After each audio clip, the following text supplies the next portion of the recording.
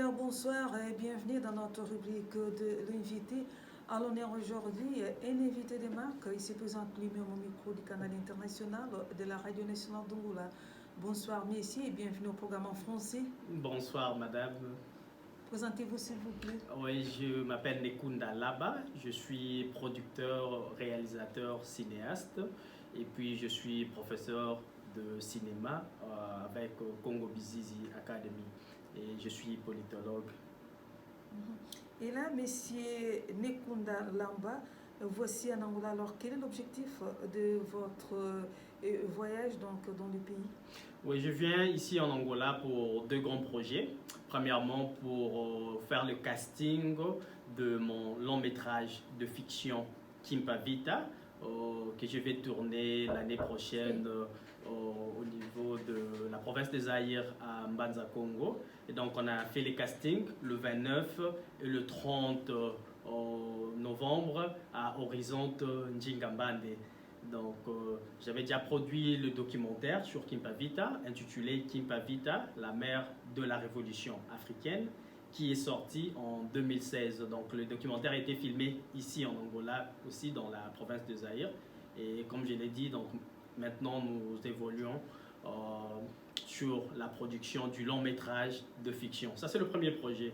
Et donc, le deuxième projet, c'est la formation en production cinématographique avec mon institut de cinéma, Congo Bizizi Academy, qui est l'institut panafricain du cinéma que j'ai lancé depuis l'année passée en 2018. Donc avec Congo Bizizi Academy, on a commencé la première formation en 2018, entre octobre et novembre 2018, ici à Luanda, où on a formé 12 étudiants, de professionnels et puis de débutants. Et puis, nous avons fait une deuxième formation en production fiction qui a eu lieu en avril-mai 2019 de cette année. Et maintenant, nous procédons à une autre formation, une troisième formation en production cinématographique toujours, dans le domaine de la fiction, qui avait déjà commencé. Donc, on est en train de continuer, on est en pleine formation. Et en vous entendant parler, M. Nekunda Lamba, vous venez de dire que vous êtes là pour le casting du deuxième long métrage de Kimpa Vita. Alors là, nous aimerions savoir quelle a été la réponse du premier film sur Kimpa Vita. Alors, donc le documentaire Kimpa Vita, la mère de la révolution africaine, on l'a sorti en 2016. Et bon, ça fait pas mal du bruit hein, dans le monde entier parce qu'on a circulé dans plusieurs pays du monde. C'est un peu difficile pour pouvoir énumérer, mais on a circulé pas mal dans plusieurs pays du monde. On a fait la première projection ici, en Angola, à Luanda. C'était au centre culturel Brésil-Angola. On a fait la sortie, c'était en août 2016. Et puis après, je suis rentré en Europe où on a commencé à faire la tournée européenne. On a fait la première européenne en France, au cinéma à Paris, et puis les Bradis. Et puis on est allé à Bruxelles où on a fait la projection au cinéma aussi. On est allé à Londres et d'ailleurs en Angleterre, on a fait plusieurs villes. Hein. Et au-delà de l'Angleterre, on a fait des projections dans d'autres pays, en Allemagne, à Berlin, on a fait des projections en Pologne, dans un festival, même à l'université de Pologne, et puis ça a circulé dans plusieurs pays d'Afrique, dans plusieurs festivals du monde, notamment le grand festival panafricain de Los Angeles, aux États-Unis, et en France aussi, à Cannes, au cinéma panafricain de Cannes, et dans plusieurs pays. Donc, comme je disais, c'est difficile de tout énumérer. Comme il y a plusieurs pays, on a eu beaucoup de projections et on continue à faire des projections jusqu'aujourd'hui. Et pourquoi avoir choisi de travailler sur les personnages de Kimpa Vita? Alors, ce qui m'a premièrement fasciné, c'est le travail de Kimpa Vita. C'est ce qu'a fait Kimpa Vita. Et moi-même, je ne connaissais pas qui était Kimpa Vita. Je suis né au Congo, j'ai fait mes études au Congo, même jusqu'à l'université, mais je n'ai jamais appris sur Kimpa Vita. Donc, j'ai découvert Kimpavita, je pense que c'était en 2006, à travers quelques personnes du mouvement spirituel négro-africain Vuvamo, qui est installé au Congo et dans plusieurs pays du monde.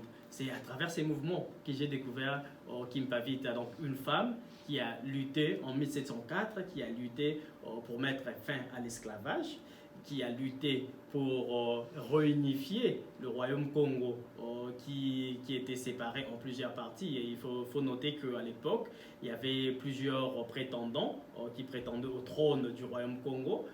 Donc, Kimpavita faisait ce travail pour pouvoir réunifier cette négociation pour que nous puissions avoir un seul roi au royaume Congo au lieu d'avoir plusieurs personnes qui prétendent être de rois.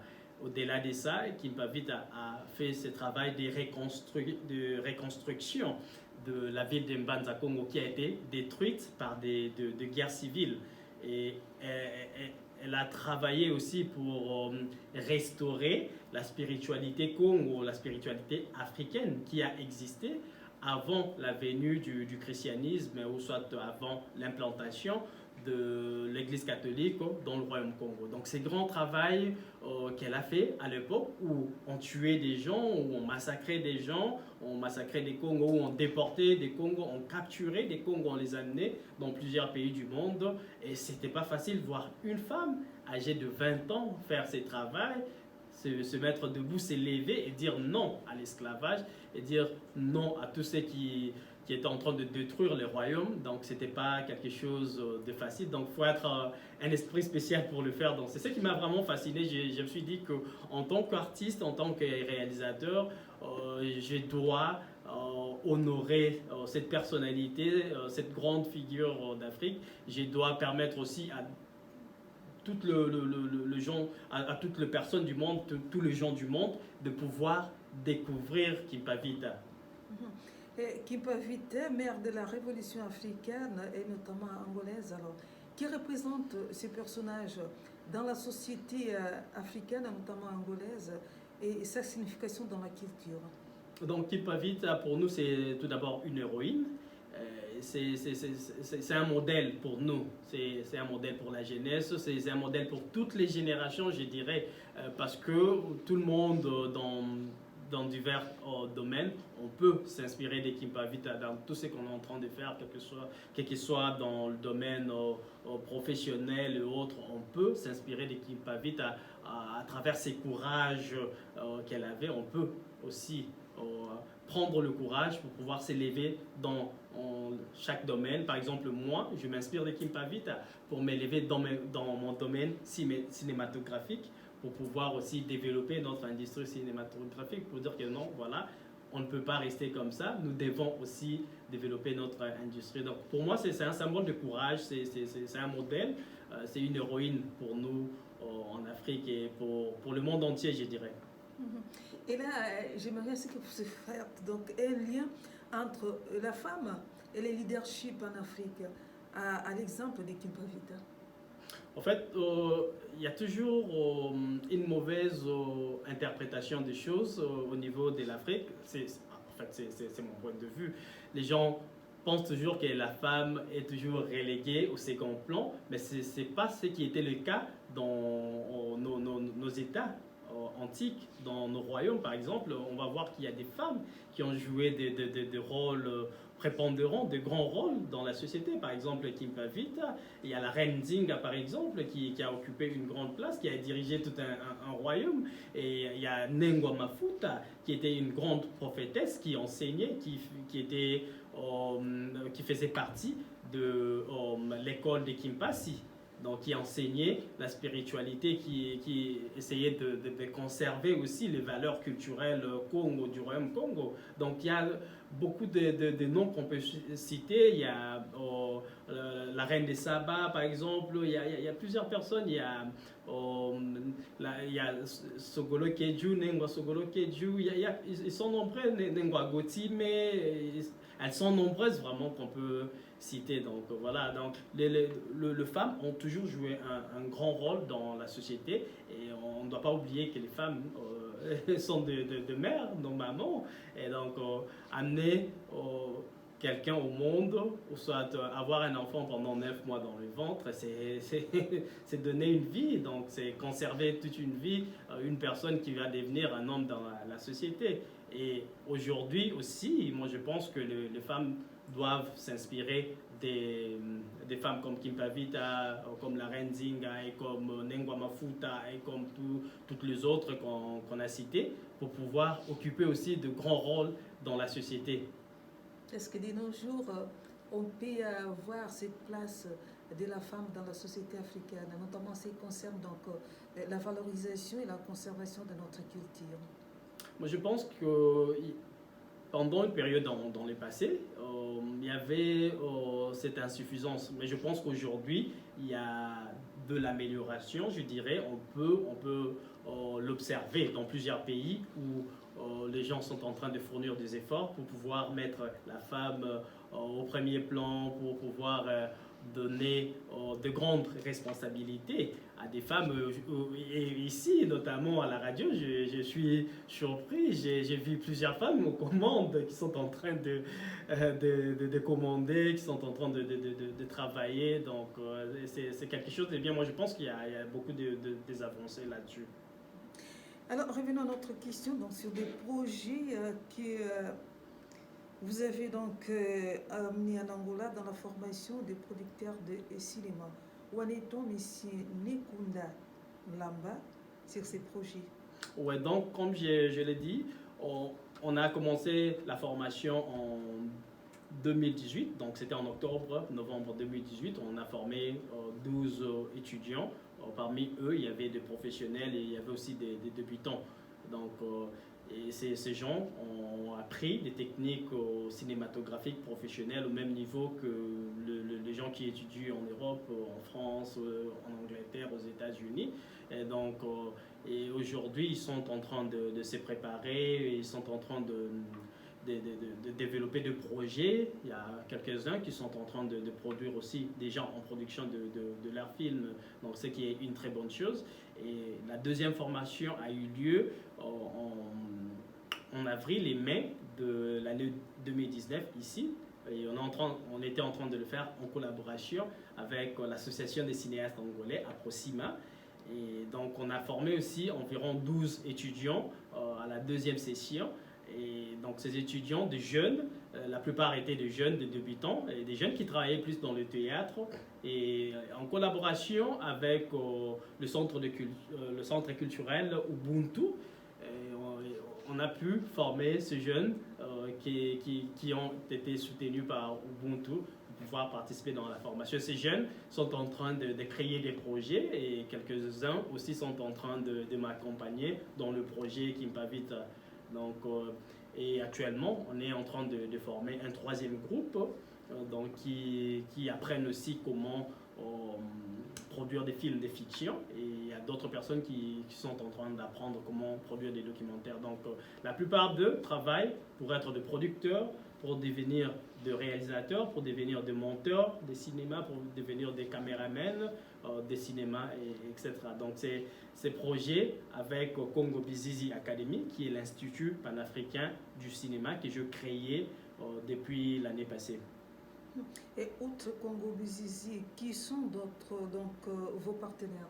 Donc ici, au niveau de la formation, donc on travaille avec APROCIMA, qui est l'association des cinéastes angolais, et puis on travaille en collaboration avec le centre culturel Ubuntu, avec Dr Aniela, et on a un nouveau partenaire que je vais dévoiler peut-être prochainement, dès que nous allons finir de discussion. Et donc, parce que l'objectif avec Congo Bizizi Academy, aujourd'hui on a commencé avec des petites formations, de courtes formations, mais l'objectif à long terme de Congo Bizizi Academy, c'est de pouvoir avoir un institut permanent de cinéma qui va former des gens au niveau des études supérieures.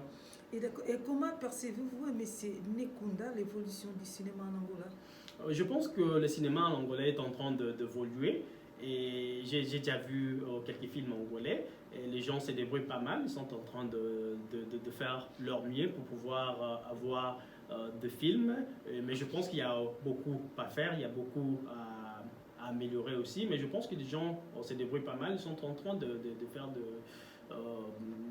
des films qui peuvent être voilà, vendus et qui peuvent être mis dans des salles de cinéma. Donc j'ai vu la série Windek par exemple que j'ai admiré. J'ai vu la série Jikulumesu que j'ai admiré. Donc c'est un grand pas des séries qu'on peut comparer aussi avec d'autres séries mexicaines, brésiliennes, etc. Donc c'est quelque chose de bien que j'ai apprécié beaucoup. Et à quand remonte, Monsieur Nekunda, cette passion pour le cinéma? En fait, ma passion pour le cinéma a commencé très longtemps, depuis que j'étais tout petit. Donc, j'ai grandi dans le domaine artistique, en fait. J'ai grandi dans le domaine du théâtre. C'est là où j'ai commencé. Depuis l'école primaire, je faisais plus de théâtre à l'école. Et puis, j'ai commencé à faire le théâtre professionnellement. Mais en fait, mon ambition, c'était de faire le cinéma. Mais à l'époque, je n'avais pas les moyens. Je me rappelle, à une époque, quand on avait 13 ans, 14 ans, on était influencé par Le Prince de Bel-Air. Donc, on a tenté de faire une série avec des amis, avec une caméra. Donc, c'était un peu de la folie, mais on avait déjà cette passion, on avait cette ambition de faire le cinéma. Donc, ça a commencé très longtemps, mais c'est en 2017 que je dirais que je me suis décidé de vraiment focaliser ma carrière dans le cinéma. Mais avant cela, je suis passé dans plusieurs domaines, notamment dans le théâtre, comme je l'ai dit, dans la danse contemporaine. J'ai fait la télévision, la radio aussi. Donc c'était un peu du tout, quoi. Mais en 2017, je me suis décidé de focaliser ma carrière dans le cinéma et j'ai produit mon premier film en 2009. Et 2009, et avez-vous déjà des participations internationales dans le monde du cinéma? De participation internationale, dans quel sens, par exemple? On a par exemple le lauréat des Cannes. Je ne sais pas si vous avez été déjà invité une fois pour présenter vos... Alors, donc, comme je l'ai dit avec mes films, donc à travers des films comme Kimpa Vita, à travers le film comme Betty Masikini, Les combats d'une femme, un autre documentaire que j'ai coproduit, que j'ai co-réalisé. Donc ça a circulé pas mal partout dans le monde entier.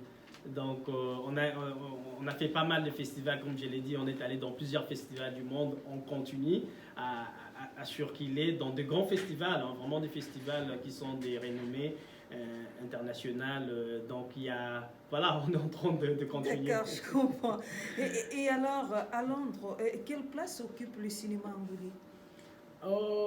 À Londres, donc c'est un peu compliqué, c'est un peu dur pour pouvoir parler de la place qu'occupe l'Angola, le cinéma angolais à Londres, parce que l'industrie cinématographique au niveau de Londres, soit de l'Angleterre, c'est une industrie qui est vraiment vaste. Hein, mais je pense qu'il y a des séries comme Jikulumesu, comme je l'ai dit, des séries comme Windek, qui ont fait aussi du bruit, même à Londres, les gens en parlent. Et il y a le film comme Nzingambande, qui a été suivi aussi en Angleterre. Il y a quelques personnes qui parlent aussi des Nzingambande là-bas. Et donc je pense qu'il y a quelque chose. Et alors, face à cette situation, donc, quelle politique adopter afin que le cinéma angolais puisse avoir aussi sa place dans le monde du cinéma? Okay. Donc, à mon avis, en tant que cinéaste, en tant que chercheur aussi dans le domaine du cinéma, je pense qu'on doit miser sur quelques points. Donc, on doit penser vraiment sur quelques points, notamment au niveau du financement. Parce que les financements, c'est un élément très important dans les cinémas. Les cinémas, c'est un travail qui demande beaucoup de moyens. Donc, il faudrait que nous puissions avoir cet appui financier qui va permettre aux cinéastes de pouvoir réaliser des films. Donc si l'État aussi peut créer un fonds cinématographique, ça serait quelque chose de très bien qui va aider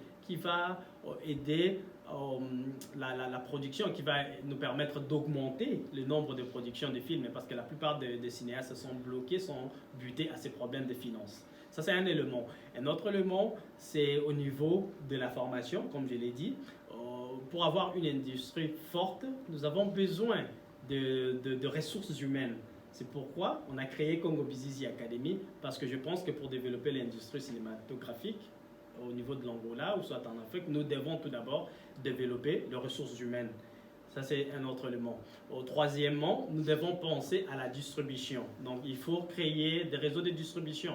Il faut avoir des réseaux de distribution qui sont vraiment efficaces pour pouvoir distribuer nos films, quel que soit ici, que nos films soient consommés par notre population, que ça soit mis dans des salles, ici des salles de cinéma, parce que j'ai vu qu'il y a beaucoup de salles de cinéma en Angola et des salles vraiment de qualité. Donc ces salles, généralement, diffusent des films hollywoodiens, mais pourquoi pas aussi mettre des films angolais dans des salles, amener notre public à aller consommer nos films, à aller voir nos films. Ça, c'est un élément. Donc, c'est pourquoi, dans ce sens, que je créais ce que j'appelle Africa Business et Distribution, qui est une entreprise, une société de distribution pour pouvoir pallier à ces problèmes. Parce que ce qu'on a pu constater est qu'il y a des cinéastes qui produisent des films et après, des films restent quelque part, soit ils envoient dans des festivals, 1, 2, 3 festivals, et puis ça se limite là-bas. Et ces films ne sont pas connus par notre population, c'est pas connu aussi par la population du monde, entier. Donc c'est pas seulement en Angola, c'est le même problème qu'on rencontre au Congo, au Kinshasa, même dans le petit Congo, de l'autre côté le Gabon, dans notre région. C'est la même situation et dans plusieurs pays d'Afrique, on a toujours ces problèmes de distribution. Donc je pense que si on peut travailler sur ces 3 éléments, on pourra vraiment développer notre industrie. Alors, M. Nekunda, de nos jours, notamment en Angola, peut-on vivre du cinéma? De nos jours, je peux dire que ça, je ne pense pas que les gens qui travaillent dans le domaine du cinéma, la majorité d'entre eux vivent du cinéma, mais on peut vivre du cinéma. Comme je l'ai dit, si on arrive à mettre nos films dans des salles et que notre population va voir nos films dans des salles, ils vont payer des tickets pour pouvoir voir des films. Donc ça peut engendrer des revenus aux cinéastes. Ça peut permettre aux cinéastes de pouvoir réunir des fonds. Au-delà de ça, les chaînes de télévision peuvent aussi donner de l'opportunité à des cinéastes de pouvoir être rémunérés en faisant passer leurs films dans leur chaîne. C'est une façon aussi de pouvoir vendre des films ou soit avoir une rémunération. Et aussi, aujourd'hui, il y a plusieurs plateformes de streaming où les cinéastes peuvent mettre leurs films aussi pour pouvoir vendre auprès du public du monde entier. Et là, donc, jusqu'à quel point, M. Nekunda, les nouvelles technologies contribuent-elles pour le développement du cinéma?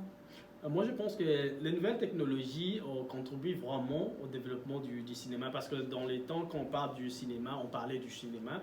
Donc, il a fallu avoir une caméra cinématographique qui coûtait vraiment cher et c'était pas facile de pouvoir tourner un film si tu n'as pas de l'argent. Mais aujourd'hui, il y a plusieurs moyens qui permettent aux cinéastes, même si on n'a pas beaucoup de moyens, on peut faire quelque chose à travers de caméras HD par exemple qui ne coûtent pas cher, qu'on peut louer à un prix abordable.